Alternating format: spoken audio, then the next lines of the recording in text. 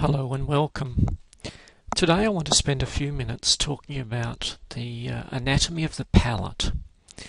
The emphasis on this discussion this morning is going to be about the palate in terms of its innervation and arterial supply, with a core reference to the anatomical components relevant to giving local anesthetic. It's always a good model to look at palate in that sense about talking about local anesthesia, because it makes sure you cover the entire topic. Now, when we talk about the fundamentals of the palate, there are two parts to the palate: the soft palate and the hard palate. As the name implies, the soft palate has no bony structure through it. It's purely a muscular and connective tissue structure, and it hangs as a curtain off the back of the hard palate, and its key is to separate the nasal cavity from the oral cavity. As opposed to the hard palate's primary function, which is about giving a surface to allow food to be broken down to form a bolus of food. And the hard palate also provides the support for the upper teeth that assist in breaking food down into a bolus ready for swallowing.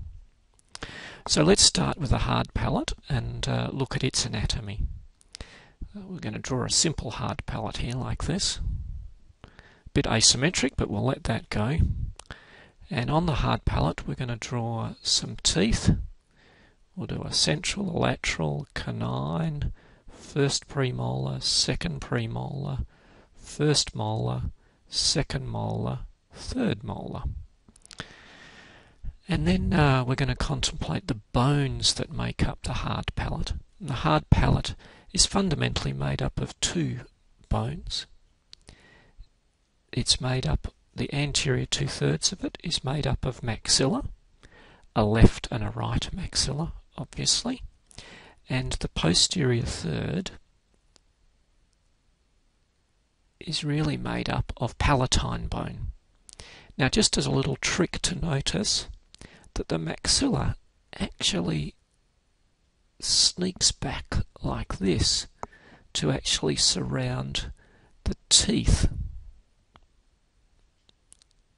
So all the teeth are embedded in maxilla, and the palatine bone forms the posterior 1/3 and has a little piece of palatine bone, and I'm overdrawing it here just to emphasize it, a little piece of palatine bone which sneaks in here to separate the sphenoid bones. Here's the lateral pterygoid plate and the medial pterygoid plate with the hamulus hanging off it. So this is the hard palate made up of maxilla and palatine bone. They have sutures running down the midline and sutures joining the palatine to the maxilla.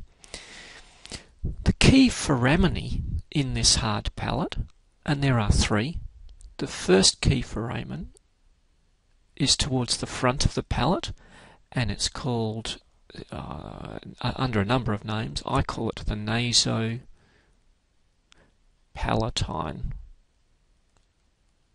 foramen.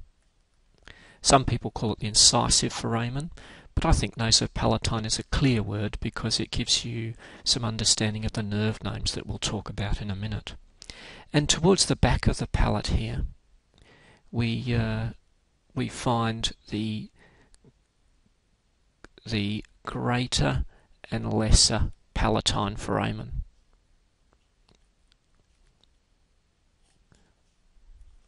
Greater palatine foramen, and its smaller cousin, the lesser palatine foramen. Now, obviously, greater and lesser just mean big and small. And so these are the fundamental foraminae that allow nerves to spread out over the palate. I want to be quite clear here. The nerves that supply sensation to the palate do not supply the pulps of the teeth. That is a separate story that we'll do in a little while. So if we redraw this picture, we'll just roll down a little here.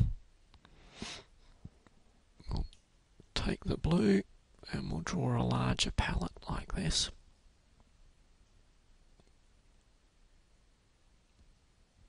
And for simplicity, we'll just put the foraminae in. We won't put the bones themselves in, greater and lesser.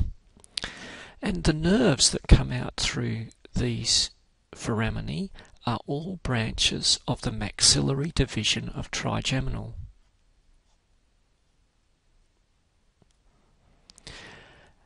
And the first nerve to talk about is called, well, it goes by a number of names. My favourite is the long sphenopalatine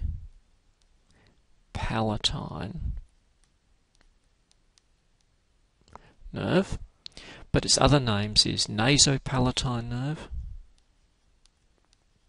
or incisive nerve. Any of those three will suffice, but for me, my favourite is the long sphenopalatine nerve, because that tells you where this branch of the maxillary division of trigeminal comes from. And just to be clear, it supplies the palate behind the incisors and canines. So in dental speak, we call that the nerve supplying the palatal tissues behind the 1, 2 and 3. It only supplies the palatal tissue, it doesn't supply the teeth themselves. It does, however, supply the periodontal ligament on the palatal surface of these teeth. The next nerve is the major nerve to supply the palate and is called the greater palatine nerve. It supplies all the way from the midline right out across the palate to the teeth, but not including the pulps of the teeth. So this is called the greater palatine nerve. And it comes out of the greater palatine foramen. This nerve supplies the gingiva on the palatal side and the palatal mucosa of the region from 3 through to 8. So in other words, premolars and molars. Now you can notice that it comes out of the greater palatine foramen. If you follow it back through the greater palatine foramen, it will go on to join the maxillary division of the trigeminal nerve. So this is the supply to the palatal region. Now the good news in this story is the arterial supply. The arterial supply is from the maxillary artery, and we'll talk about that in a separate video, but just to remind you that the maxillary artery, its branches come out with the nerves and spread out over the same distribution and have the same branch names. So for example, the one I'm drawing at the moment would be called the greater palatine artery, and this one here would be called the long sphenopalatine artery, and that brings blood to the palate. So this is the nerve and artery supply of the palate. Just to spend 3 minutes talking now about the mucosa of the palate.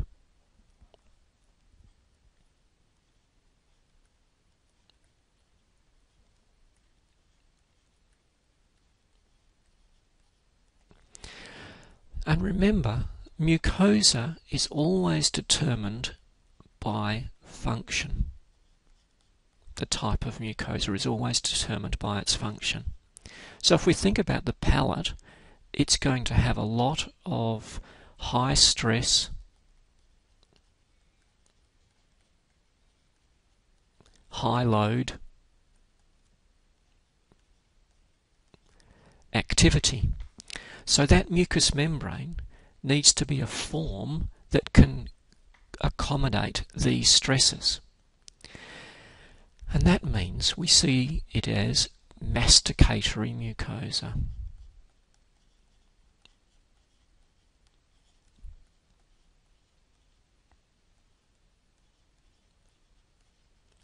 And masticatory mucosa has a keratinized surface. And that keratinized surface gives it its strength to resist the loads that are applied to it. It also gives it its light pink colour. So when you look at someone's palate, you will see that it's a very light pink colour. The other key features of this palatal mucosa is that it's very tightly bound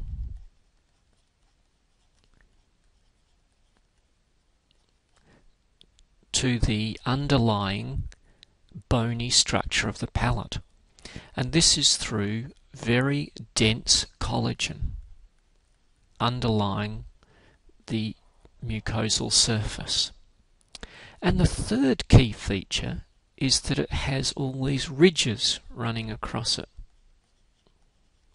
And these ridges increase the abrasive ability of the palate to assist in breaking down food to form boluses that then can be swallowed easily through the oropharynx, down the laryngopharynx, into the esophagus and through into the stomach.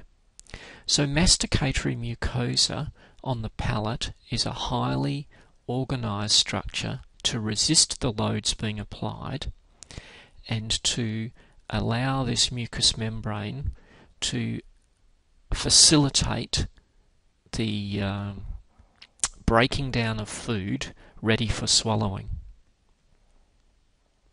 Alright, we're just going to spend 5 minutes at the end here thinking about local analgesia.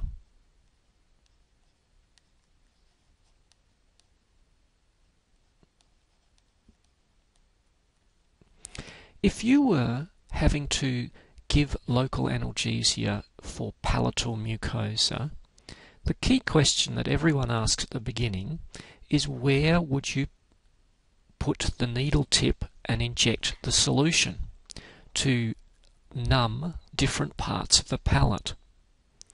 Now, if you can keep this picture in mind, where you can see the greater palatine nerve and the nasopalatine or long sphenopalatine nerve, you can easily understand what you need to do. For example, let's just imagine that you wanted to work on the gingiva adjacent to the first premolar. Where would you put the tip of the needle to block action potentials as they run down nerves back to the brain? Sensory nerves. Well, the key is you could put it anywhere behind, posterior to the area that you want to work. So the obvious place to put it is about there, just a little bit posterior to where you want the action to happen. And that means all these nerve fibres that are running up here to the region you want to work on, they will be affected by the local anaesthetic solution, and action potentials will be blocked here and unable to get back to the brain. Obviously, you can put the solution right back here, because this would also block those action potentials on their journey back down this nerve heading back towards the brain. But in reality, you usually put it relatively close to the site you're talking about. Clearly, if you decided that you were also going to work on, say, an upper lateral incisor, a 2, you would then have to think about where the nerves from that area, let's assume you were working on the gingiva around that tooth, so let's just remind ourselves we're actually working here on the gingiva. You would remind yourself of where the action potentials flow from that gingiva back to the brain. And again, you would block it on that pathway back to the brain. So action potential from this region would flow back this way, down the long sphenopalatine nerve, so you would give it adjacent to where they enter the nasopalatine foramen, just here. So you can see the principles of how local analgesia would be given. It's given on the pathway of the nerves as they head back towards the brain. There's one other practical feature of giving local anesthetic in the palatal region, and that is if you feel across the palate, if you feel from the teeth right across to the midline, you will find different levels of collagen tissue tying this palatal mucosa down. And the softest area is about midway between the teeth and the midline. And it is this area where there is a little less rigidness in the way the mucosa is tied down, where the optimum target zone for giving local anesthetic is. So it's sort of a little trough that runs through here and all the way down back through the palatal area back here as well. And this little trough or target region is where the mucosa is less tightly bound. And when it is less tightly bound, it means when you try to inject solution, it's not as painful for the patient. So when you're aiming to give local anesthetic in the palate, it's this soft zone, and usually we will feel that zone before we put the needle in. It is somewhere in that soft zone where you would actually inject the solution. And in reality, it takes a very small amount of solution to block fibres in the palatal region, a tiny, tiny amount of solution. Now, before we finish this video, I just want to add a little bit to the story. We've obviously focused on the hard palate because that's where we give local anesthetic. But clearly, there are little nerve fibres that run out from the lesser palatine foramen to supply the soft palate as well, and this is called the lesser palatine nerve. And similarly, it has an artery system that parallels it called the lesser palatine artery as well to supply the soft palate. But obviously that's well behind where we have the last of the molar teeth, where we would be normally working. This is the 8, obviously. So lesser palatine nerve is not as interesting for giving local anesthetic as the others. Thank you.